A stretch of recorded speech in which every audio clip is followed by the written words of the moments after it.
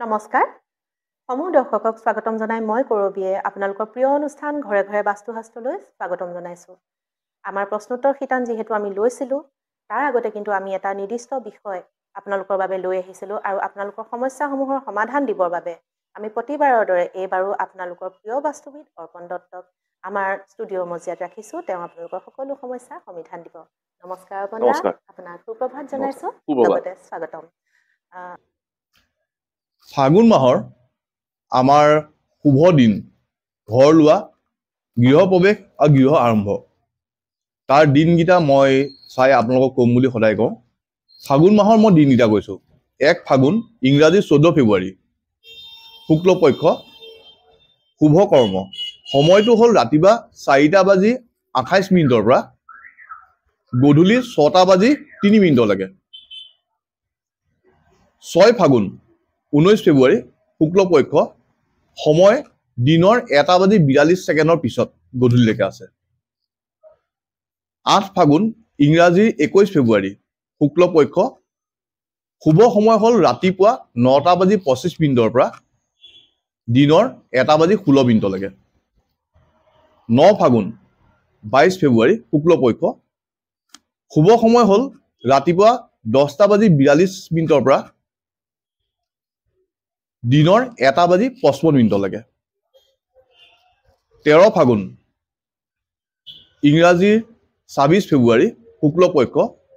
শুভ সময় হ'ল ৰাতিপুৱা 7টা বাজি 16 মিনিটৰ পৰা দিনৰ 2টা বাজি 41 মিনিট। 27 ফাগুন, 11 মাৰ্চ, শুক্লপক্ষ, শুভ সময় হ'ল 10টা বাজি 35 মিনিট ৰাতিপুৱাৰ পৰা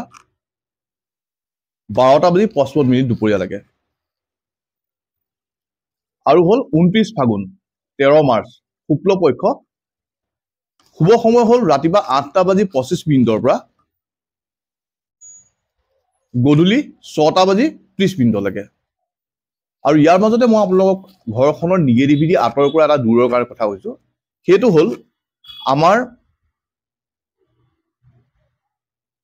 প্ৰত্যেক মাহৰ অমাৱস্যাৰ দিনা, অমাৱস্যা টাইমটোত আমি যদি ঘৰখনৰ উত্তৰ পূব দিশত চাকিয়েদি আমি এটা স্বাস্তিক বনাব পাৰোঁ, 45 গছ চাকিয়ে হওক, 15 গছ চাকিয়ে হওক বা 25 গছ চাকি জ্বলাই পেলাই আমি যদি এটা স্বাস্তিক উত্তৰ পূব দিশত লগাব পাৰোঁ, ঘৰৰ নিগেটিভিটি আঁতৰ হয়। কিন্তু এই কামটো আমি প্ৰত্যেক মাহে কৰিব নালাগে, বছৰেকত এবাৰ বা দুবাৰ কৰিব লাগে, 6 মাহৰ মূৰত এবাৰ কৰিব লাগে। এইকেইটাই মই শুভ দিন দিলোঁ, আপোনালোকে গৃহ আৰম্ভ, গৃহ প্ৰৱেশ কৰিব পাৰে। ধন্যবাদ। অৰ্পণ দা, পুৱাৰ যেতিয়া সম্ভাষণ জনাইছোৱে, আমাৰ প্ৰায় প্ৰতিদিনে কিছুমান খবৰ আমি পঢ়িবলৈ পাওঁ বা শুনিবলৈ পাওঁ যে বৰ্তমান সময়ত আমাৰ প্ৰতিজন মানুহৰে ঋণ বা ধাৰ থাকে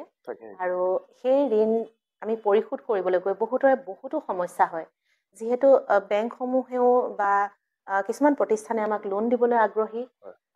আগত আমি লোন সহজে পোৱা নাছিলোঁ, বৰ্তমানে কিন্তু ঋণ সহজলভ্য হৈছে। যিমানে সহজলভ্য হৈছে আমাৰ জীৱনো সিমানেই টান হৈ গৈছে, জটিল হৈ পৰিছে আৰু ঋণ পৰিশোধ কৰিব নোৱাৰি বহুতৰে জীৱনলৈ বহুতো বিপদ আহিছে। যেনে ঘৰ দুৱাৰ মাটি বাৰী বিক্ৰী কৰিবলগীয়া অৱস্থা হৈছে, তেওঁলোকৰ দুৰ্দশা নুগুচা হৈছে। গতিকে এই বিষয়টোক আজি আমি বিষয় হিচাপে লৈছোঁ যে তেওঁলোকক আমি কেনেধৰণে কি পৰামৰ্শ দিব পাৰি বুলি আপুনি ভাবে বা বাস্তুৱে কেনেধৰণে তেওঁলোকক সহায় কৰিব? প্ৰথম কথা মই সকলোকে কওঁ, যিটো দৰকাৰ সেইটো লোন ল'ব লাগে। আৰু আজিকালি পইচাটো এটা মানে অফাৰ টাইপ হৈ গ'ল, মোৰ পৰা লওক, এইটোৰ লগত এইটো ফ্ৰী, এইটোৰ লগত এইটো ফ্ৰী, এনেকুৱা। আগতে আমি লোনটো হেৰি আছিল। আৰু আজি অলপ দিনৰ আগত মোক এঘৰ মানুহে বাস্তুৰ কাৰণে মাতিছিল। মাতি পেলাই মই যেতিয়া মানুহ ঘৰলৈ যাওঁ, মই ৰুমত বহিয়ে কওঁ যে অমুকত দিশত কিবা ভুল মই গম পাইছোঁ, আমি কিছুমান কথা গম পাওঁ। তাৰপৰা আমি মানুহবোৰক কওঁতে মই এবাৰ ঘৰটো চাই লওঁ। ঘৰটো চোৱাৰ আগতে তেওঁলোকে কৈছে আমাৰ সমস্যাখিনি শুনি লওক। মোৰ নালাগে, আপোনাৰ সমস্যাখিনি ক'ব নালাগে, মই ক'ম আপোনালোকৰ ঘৰত কি আছে। ঘৰখন চাই লাষ্টৰ পিছফালে তেওঁলোকৰ ঘৰখন উত্তৰমুখী ঘৰ আছিল। আৰু লাষ্টৰ দৰ্জাখনি ওলাই পেলাই মই এটাই কৈছোঁ, লোন আছে নাই ঘৰত? বোলে সেইটোৱে আমাৰ সমস্যা। বোলে ঠিক আছে বাৰু, ব'লক আমি কথা পাতোঁ। তেতিয়া গৈ ক'লেগে যে মই বোলো আপোনালোক এতিয়া কি কৰোঁ? মই বোলে আমাৰ এটাই সমস্যা, সেইটো হ'ল আমাৰ ধাৰ।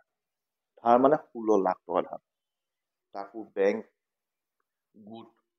আৰু প্ৰাইভেট ইণ্টাৰেষ্ট বেলেগৰ পৰা লয় যে পইচা 16 লাখ টকা আমি এতিয়া ঘটি পেলাই ধাৰ মাৰিব নোৱাৰোঁ আৰু আমি ঘৰটোৱে বিকিব লাগিব আপোনাক মাতিছোঁ আমাৰ ঘৰটো বিকিবলৈ মানুহ আহি আছে আমি বিকাই দিব লাগে আমি লেণ্ড চেল ট্ৰিটমেণ্ট কিছুমান কৰোঁ যিটো মানে ঘৰটোৰ মানে এনাৰ্জিটো চেঞ্জ কৰিব লাগে এতিয়া ঘৰটো বিক্ৰী হয় তেতিয়া মই তেওঁলোকৰ ঘৰত এটা কথা দেখিলোঁ যে তেওঁলোকৰ দক্ষিণ পশ্চিমত এখন দৰজা আছে আৰু দক্ষিণ আৰু দক্ষিণ পশ্চিমৰ মাজৰ দিশটো মই যে কওঁ ডিছপ'জেলৰ জেগা তাত এখন দৰজা আছিল দক্ষিণ আৰু দক্ষিণ পশ্চিমৰ মাজৰ দিশটো দৰজাখনে মানুহৰ ঘৰত লোন দিয়ে আৰু দক্ষিণ পশ্চিমৰ দৰজাখনে একেবাৰে শেষ কৰি পেলায় তেওঁলোকৰ ঘৰত দক্ষিণ আৰু দক্ষিণ পশ্চিমৰ মাজৰ যিখন দৰজা আছিল সেইখনে লোন দিবলৈ আৰম্ভ কৰিছিল 2019 চনত আকৌ তেওঁলোকে দক্ষিণ পশ্চিমত এখন পিছফালে ওলাবলৈ জেগা নাই কাৰণে দৰজা উলিয়ালে 2019 চনৰ পৰা তেওঁলোকৰ ধাৰ বাঢ়ি বাঢ়ি আজি তাৰিখত 16 লাখ টকা হ'ল মই নাম লোৱা নাই এই প্ৰগ্ৰামটো যদি তেওঁলোকে চাইছে বেয়া নাপাব আপোনালোকৰ নাম লোৱা নাই কিন্তু মই কথাটো কৈছো যে বেলেগ সকলো উদাহৰণ দিছো এতিয়া কথাটো হ'ল আপোনালোকে যদি অনুভৱ কৰে যে মোক আজি মোৰ খুব ভাল দিন চলি আছে প্ৰথম কথা দক্ষিণ পশ্চিমৰ দৰজাখন খোলাৰ লগে লগে আপোনালোকৰ ঘৰলৈ খুব ভাল দিন আহে অৰ্থাৎ আপোনাক বিপদত পেলাবলৈ আৰম্ভ কৰে যেনেকে ড্ৰাগছ খোৱা ল'ৰা এটাক প্ৰথমতে ড্ৰাগছ খুৱাবলৈ আৰম্ভ কৰে পিছত ড্ৰাগ এৰি কয় দক্ষিণ পশ্চিমৰ দৰজাখনে প্ৰথমতে বহুত পইচা দিয়ে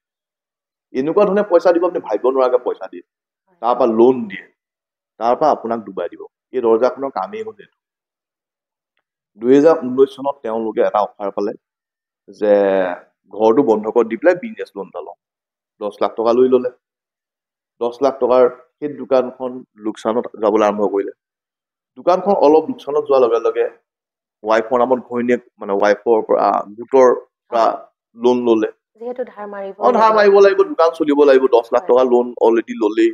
বেংকৰ ইনষ্টলমেণ্ট মাৰিবই লাগিব গোটৰ পৰা ল'বলৈ আৰম্ভ কৰিলে লগতে দোকান দিয়া মানুহৰ বহুত মানুহৰ লগত চিনাকি বেলেগ প্ৰাইভেট পাৰ্টিৰ পৰাও পইচা ল'লে আৰু লোনহে ল'লে কিন্তু ধাৰ এটাও মাৰিব নোৱাৰিলে এতিয়া ধাৰ গৈ গৈ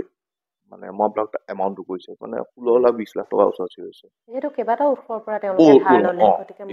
এনেকুৱা কোনো হৈ নাই যে মই ইনকাম কৰি ধাৰটো মাৰিব লাগিব আৰু ইনকাম কৰাৰ ৰাস্তা একো নাই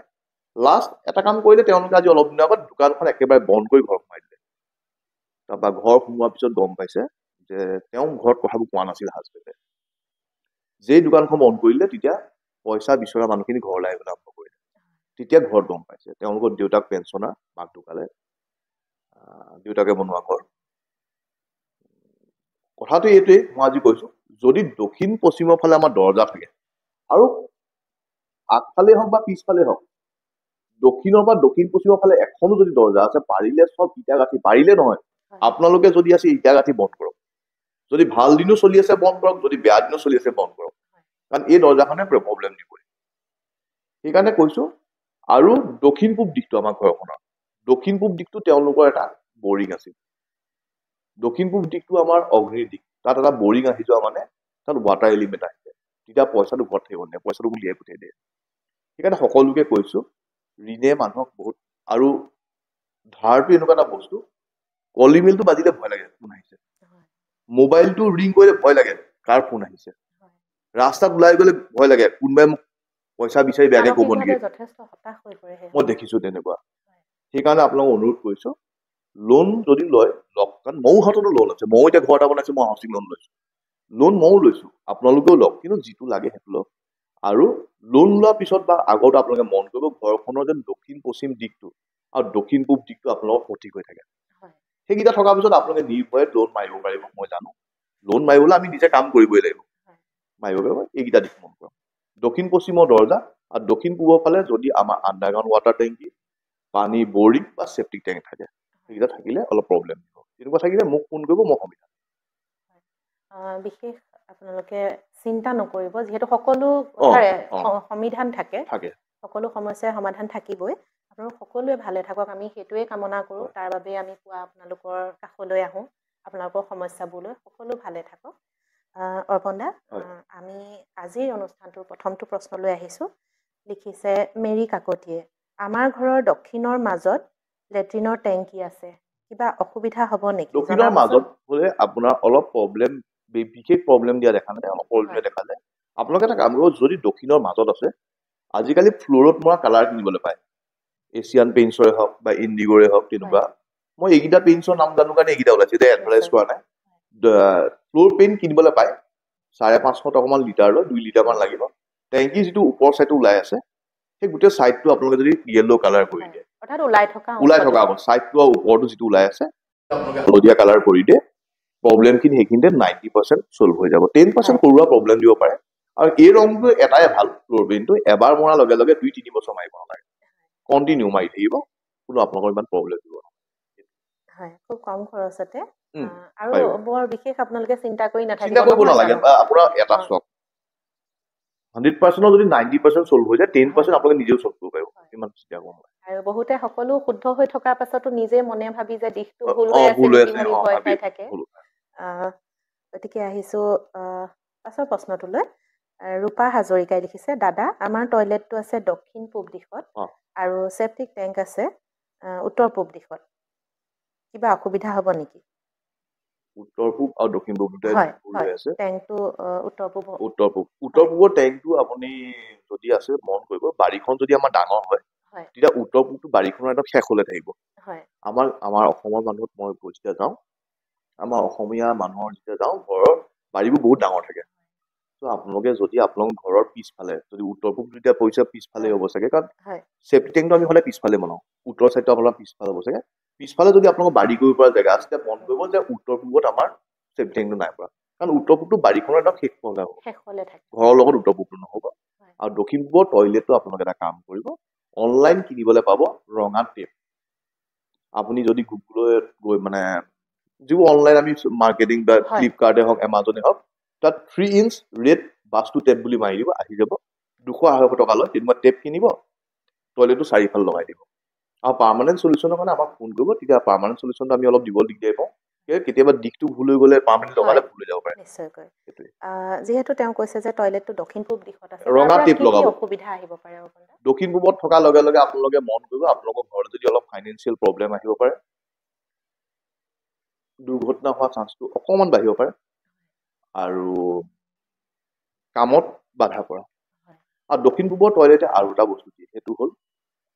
মানুহৰ বিয়া বাৰ ক্ষেত্ৰত ল'ৰাৰ নহয় ছোৱালীৰ বিয়াৰ ক্ষেত্ৰত অলপ প্ৰব্লেম দিয়া দেখা যায় যিহেতু সকলোৱে ভাবি চিন্তিয়ে বাথৰুম বা সেপ্টিক টেংকসমূহ বনাবলৈ চেষ্টা কৰে আমাৰ প্ৰতিটো খণ্ডতে এটা নহয় এটা প্ৰশ্ন এনেধৰণৰ থাকে সকলো দৰ্শকে যদি খণ্ডটো ভালকৈ চাবলৈ চেষ্টা কৰে সকলো প্ৰশ্নৰ উত্তৰ নিশ্চয়কৈ পাব নয়না বৰুৱাই লিখিছে দাদা আমি দুজন ককাই ভাই একেখিনি মাটিতে দুটা ঘৰ বনালো এতিয়া আমাৰ দুইটাৰে ঘৰৰ চাৰিসীমা একেটাই হ'বনে দিশ নিৰ্ণয় যদি মাজত ৱাল নাই একেটাই হয় তাৰ পাছৰ প্ৰশ্নটোলৈ আহিছো নিশামণি ডেকা আমাৰ ঘৰৰ উত্তৰৰ পৰা পূবলৈ ইটা শিল বালিৰ দোকান আছে ভাল নে বেয়া জনাবচোন উত্তৰ পৰা পূবলৈ থাকিলে মানে নৰ্থ সাইডটো দোকানহে আছে ইটা বালি দোকানত ভাল তাৰমানে মই আপোনাক ক'লো যিটো এলিমেণ্ট ইটা টুকুৰাই হওক বা বালিয়ে হওক এই গৈছে এই পেলাইছে তেতিয়া আপোনাৰ সেইটো ষ্ট'ৰ হৈ নাযায় সেইটো ৱাটাৰ এলিমেণ্ট হৈ যায় যেনেকে নৈখন বৈ থাকে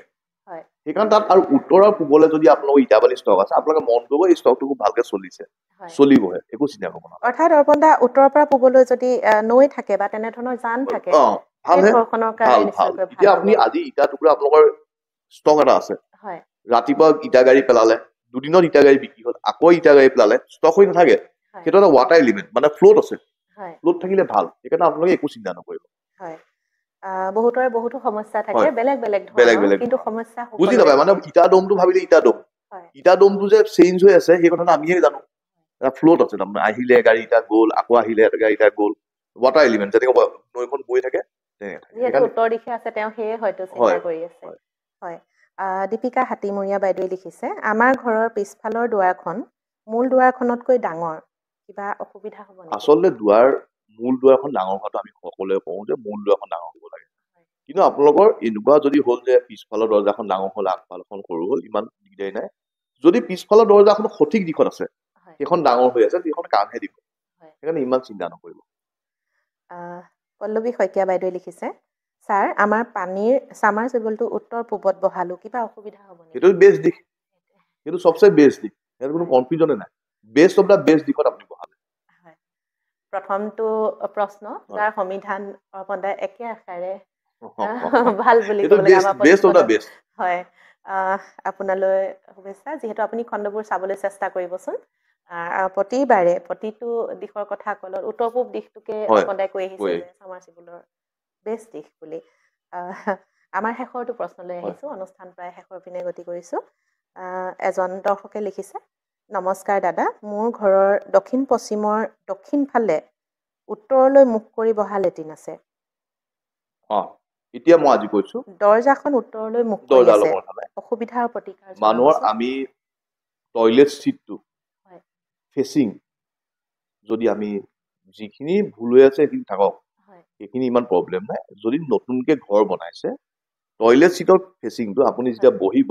না উত্তৰলৈ মুখ কৰিব লাগে না দক্ষিণলৈ মুখ কৰিব লাগে। হয়, এই দুটা মুখী টয়লেট হলে কোনো প্ৰব্লেম ইমান নাই। আৰু আপুনি যেতিয়াটো লিখিছে আমি উত্তৰলৈ মুখ কৰা টয়লেট চিট আছে, সেইটো আপোনাৰ কোনো প্ৰব্লেম নাই, ভালহে।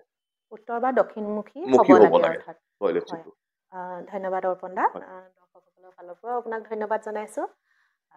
আজিৰ অনুষ্ঠানটো ইমানতে সামৰিব লৈছোঁ, প্ৰিয় দৰ্শকসকল।